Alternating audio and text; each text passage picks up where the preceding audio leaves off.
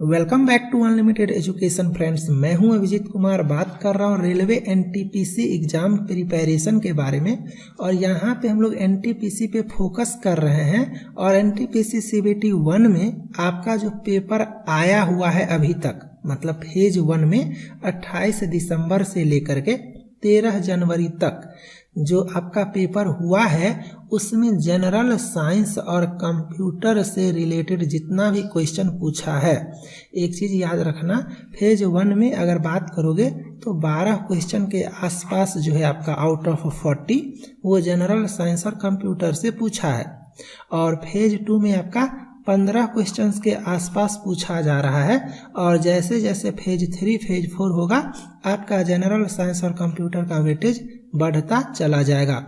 और ये एक ऐसा सेक्शन है जो अगर आप अच्छे से कर लोगे तो आप गारंटी के साथ अच्छा स्कोर कर सकते हो। बिकॉज करंट अफेयर्स और जीके हिस्ट्री वगैरह का क्वेश्चन कहाँ से पूछा जा रहा है किसी को कुछ नहीं पता है। लेकिन यहाँ पे क्या है, कंटेंट फिक्स है, अच्छे से करोगे तो आसानी से स्कोर कर लोगे। जो इस चैनल पे रेगुलर हो उन्हें इस चैनल का कंटेंट पता होगा। जो इस चैनल पे नया हो, आप लोग इस चैनल को सब्सक्राइब करके बेल आइकन का बटन प्रेस कर लेना। और जो स्टूडेंट कंफ्यूज्ड कैंडिडेट हो, आप लोग इसको लास्ट तक देखो, आपको खुद सब कुछ समझ में आ जाएगा। और आपको ये जो मैं कंटेंट देने जा रहा हूँ, पहले मैं दिखा देता हूँ। कंटेंट आपका कुछ इस तरह से रहेगा, जैसे कि आपका क्वेश्चन आया तो उससे रिलेटेड हर एक इम्पोर्टेंट फैक्ट हम लोग देखेंगे जो आपका एग्जाम में आ सकता है, ठीक है। और इसके साथ साथ आपका जो है सो रेलवे ग्रुप डी का एग्जाम होना है और एनटीपीसी सीबीटी 2 का एग्जाम होना है। तो ये आपका उसका भी प्रिपरेशन लेक्चर है। आप देख सकते हो इस टाइप का कंटेंट है, ओके। और पीडीएफ के लिए जो है सो आप लोग टेलीग्राम ग्रुप को ज्वाइन कर लेना, वहाँ पे इसका पीडीएफ चला जाएगा, ओके। चलो, यहाँ पे आपका क्वेश्चन इस तरह से आया था कि भोपाल गैस ट्रेजेडी जो हुआ था उसमें कौन सा गैस का रोल है। और हर तरह के शिफ्ट में अलग अलग टाइप का क्वेश्चन पूछा जा रहा है। किसी में पूछा जा रहा है कि ये कब हुआ था, किसी में पूछा जा रहा है किस गैस की वजह से हुआ था, किसी में पूछा जा रहा है कि जिस फैक्ट्री में हुआ था उस फैक्ट्री का नाम क्या था। तो ये आपका सुपर इम्पोर्टेंट क्वेश्चन है, तो यहाँ से आपको सब कुछ याद रखना है। आपका गैस का नाम था मिथाइल आइसोसाइनेट और ये भोपाल में ये घटना घटा था आपका 2 दिसंबर को 1984 में। तो ये डेट आप लोग याद रखना, 2 दिसंबर 1984 में। और फैक्ट्री का नाम क्या था आपका, यूनियन कार्बाइड, ठीक है। ये एक प्लांट था जो कि पेस्टिसाइड बनाता था। क्या बनाता था, पेस्टिसाइड प्लांट था ये, क्लियर है। यूनियन कार्बाइड नाम का प्लांट था, पेस्टिसाइड प्लांट था। वहां पे मिथाइल आइसोसाइनेट गैस जो है उसका लीकेज हुआ। और ये कब हुआ, 2 दिसंबर 1984 को। अब यहाँ से एक दो इम्पोर्टेंट कंसेप्ट आपका निकल के आता है, एलपीजी और सीएनजी। तो सबसे पहले आपको एलपीजी का फुल फॉर्म पता होना चाहिए, लिक्विफाइड पेट्रोलियम गैस। और सीएनजी का फुल फॉर्म पता होना चाहिए, कंप्रेस्ड नेचुरल गैस, क्लियर है।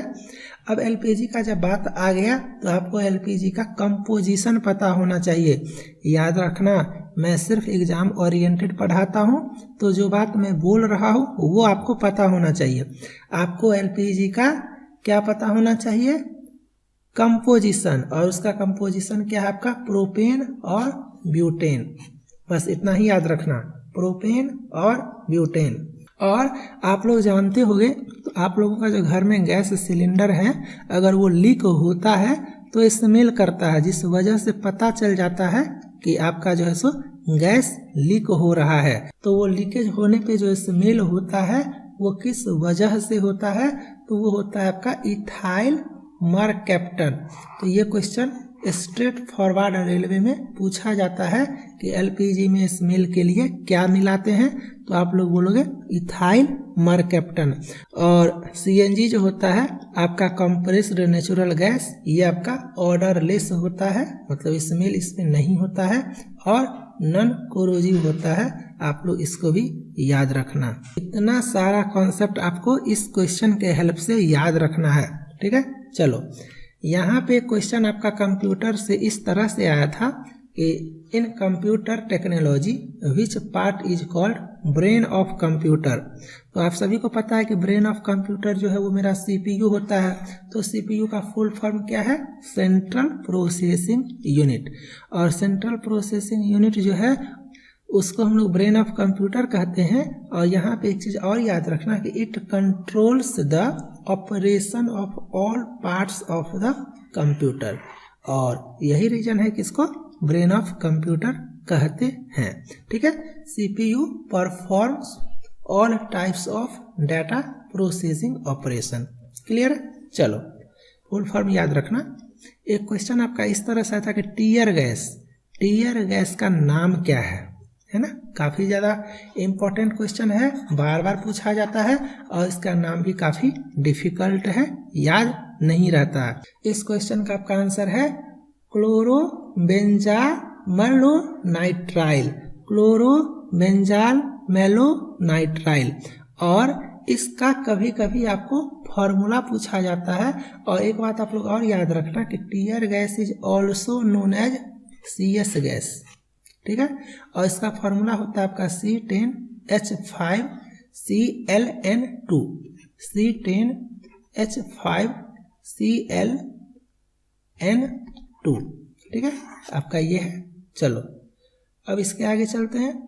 इसका यूपी का नाम है आपका 2-क्लोरोबेंजामेलोनाइट्राइल, ठीक है। चलो, और टीयर गैस, आंसू गैस इसको इसीलिए बोलते हैं जहाँ कहीं पे गैदरिंग होता है, क्राउड होता है, तो फोर्स वगैरह, पुलिस वगैरह देखते होंगे, आंसू गैस का इस्तेमाल करता है। क्योंकि ये क्या करता है, tear gas creates burning sensation in eyes, we can't keep our eye open, it also cause irritation in nose, mouth and throat which leads to coughing, difficulty in breathing etc। तो ये आपको समझ में आ गया। चलो, वहां पे आपको फॉर्मूला याद रखना है और उसका नाम याद रखना है। ऐसा यूनिट आपका पता है, ये फंडामेंटल यूनिट आपका 7 होता है और ये 7 यहाँ पे है। और यहाँ से क्वेश्चन बार बार बहुत सारा शिफ्ट में पूछा गया है। एक शिफ्ट में आपका क्वेश्चन आया था कि इलेक्ट्रिक करंट का ऐसा यूनिट क्या होता है, तो आप बोलोगे एम्पियर। एक जगह पे पूछा गया था डिस्टेंस का क्या होता है, आप बोलोगे मीटर। इसके अलावा आपको ये सातों याद रखना है। लेंथ का मीटर, टाइम का सेकेंड, अमाउंट ऑफ सब्सटेंस एक शिफ्ट में आ चुका है मोल, और आपका इलेक्ट्रिक करंट का एम्पियर, टेम्परेचर का केल्विन, डिग्री सेल्सियस नहीं होता है। काफी लोग अभी भी मैं देखता हूँ डिग्री सेल्सियस मारते हैं, केल्विन होता है। ल्यूमिनस इंटेंसिटी का आपका कैंडेला होता है और मास का आपका किलोग्राम होता है। तो ये सातों याद रखना, कोई गारंटी नहीं है यहाँ से क्वेश्चन आ जाए। यहाँ पे फुल फॉर्म से क्वेश्चन आ रहा है, आप सभी लोग रोज शिफ्ट एनालिसिस देखते होंगे तो आपको पता होगा। तो क्वेश्चन आपका इस तरह से आ रहा है कि URL का फुल फॉर्म क्या होता है।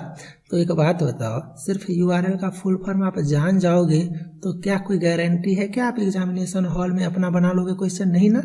तो आपको यहाँ से आइडिया लेना है कि अच्छा कंप्यूटर से इस टाइप का क्वेश्चन पूछा जा रहा है, तो आपको उससे रिलेटेड सारा इंपॉर्टेंट याद होना चाहिए। इंपॉर्टेंट, अब जैसे कि TCP एक शिफ्ट में आ चुका है, ट्रांसमिशन कंट्रोल प्रोटोकॉल। आपका IP एक शिफ्ट में आ चुका है, इंटरनेट प्रोटोकॉल।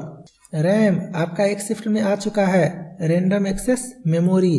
रोम रीड ओनली मेमोरी, ये भी एक शिफ्ट में आ चुका है। CPU सेंट्रल प्रोसेसिंग यूनिट, ये भी आ चुका है। URL यूनिफॉर्म रिसोर्स लोकेटर, ये भी आ चुका है। USB यूनिवर्सल सीरियल बस, ये भी आ चुका है। DVD का याद रखना, डिजिटल वर्सेटाइल डिस्क, और CD का याद रखना, कॉम्पैक्ट डिस्क, ठीक है। और आपको जो है सो सेट 1 सेट 2 ऐसे करके देखना है।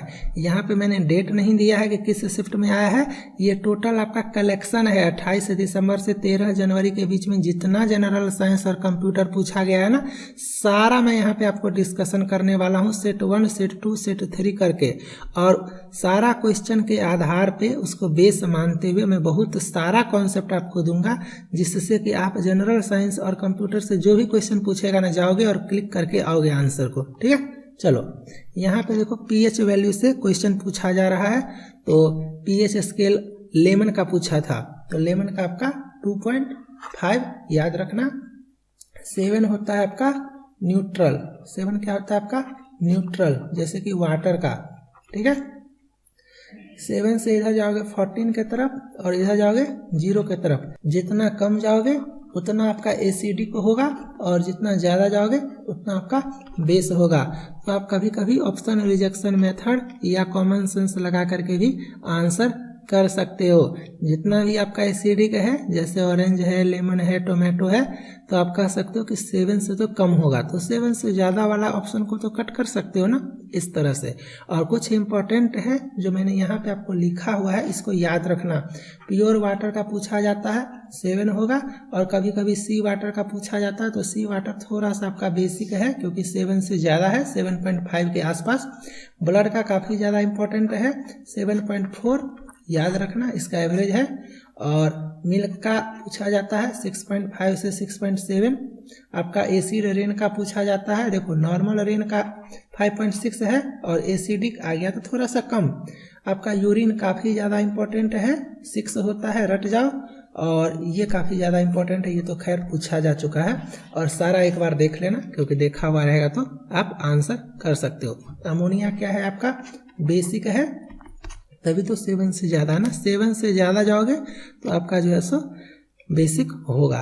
और पीएच का फुल फॉर्म ही पूछा था, तो इसको भी याद रखना, पोटेंशियल ऑफ हाइड्रोजन।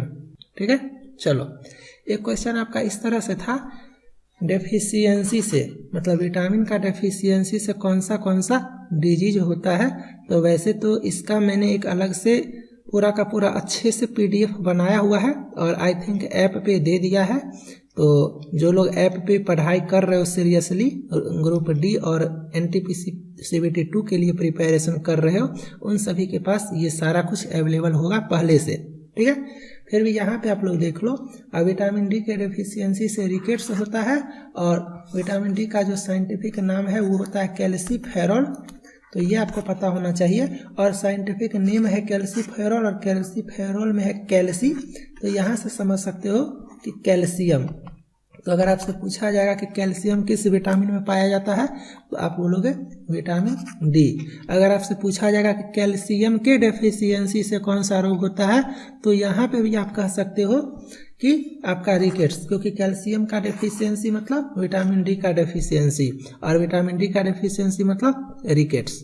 ठीक है, ये समझ में आ गया। इसके साथ साथ यहाँ पे ये सारा नाम याद रखना। विटामिन ए का नाम है आपका साइंटिफिक रेटिनॉल, B1 का थायमिन, B2 का राइबोफ्लाविन, और ये थोड़ा सा इंपॉर्टेंट है B12 का साइनोकोबालामिन, और B12 का जो साइंटिफिक नेम है साइनोकोबालामिन, इसमें देखो यहाँ पे कोबाल, तो कोबाल्ट, तो यहाँ से भी आप याद रख सकते हो।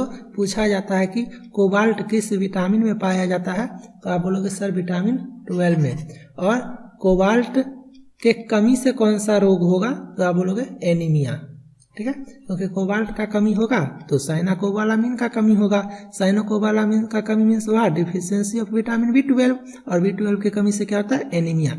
उसी तरह से विटामिन सी का साइंटिफिक नेम है आपका एस्कॉर्बिक एसिड, और एस्कर्वी से याद रखना, एस्कर्वी है तो डिजीज भी आपका एस्कर्वी है।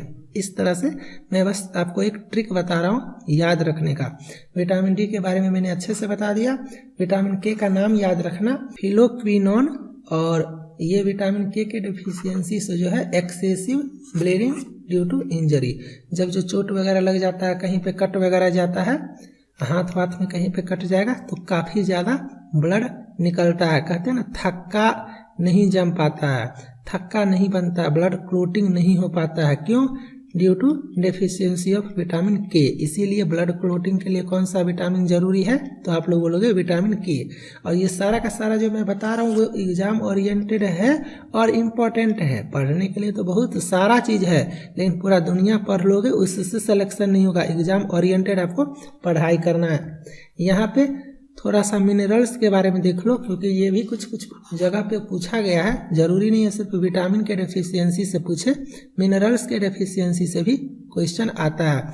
तो कैल्शियम आपको बताइए, calcium calciferol vitamin D rickets मैंने बताया ना, तो उसमें क्या है, बोन स्ट्रांग होता है। तो कैल्शियम का कमी होगा तो क्या होगा, मेरा बोन वीक हो जाएगा, है ना, ब्रिटल बोन। ठीक है, चलो आपका फास्फोरस से आपका जो है सो दांत और हड्डी वगैरह जो है सो क्या होता है, मजबूत होता है, और फास्फोरस कम हो जाएगा तो कमजोर हो जाएगा, सिंपल। चलो आयरन वगैरह, आयरन का सभी को पता होगा, एनीमिया है ना। आयोडीन सभी को पता होगा। यहाँ पे भी काफी इंपॉर्टेंट क्वेश्चन बनता है और एग्जाम में बार बार आया हुआ है कि गिटॉर जो है आपका, या कह सकते हो घेघा रोग, घेघा ये किसके कमी से होता है, तो आयोडीन की कमी से होता है। या थायराइड ग्लैंड जो मेरा देखते होगे आप लोग, किसी किसी का गला के पास जो है सो काफ़ी ज़्यादा फूल जाता है, तो वो आपका आयोडीन की कमी से होता है। और कॉपर की कमी से क्या होता है, तो आपका जन्म जो है मतलब ग्रोथ रेट जो है वो कम हो जाता है। और एक क्वेश्चन बार बार ये भी पूछा जाता है कि मीन माता रोग जो है वो किसकी वजह से होता है, तो मरकरी की वजह से मीन माता होता है। इसको बोलते हैं मरकरी, ठीक है, मरकरी। तो मो एम से मरकरी, एम से मीन माता, तो इसको भी आप लोग याद रखना। चलो यहाँ से काफ़ी ज़्यादा क्वेश्चन पूछा जा रहा है और काफ़ी ज़्यादा इंपॉर्टेंट क्वेश्चन पूछा जा रहा है कि D2O जो है वो हैवी वाटर है, ये तो आपको पता होगा।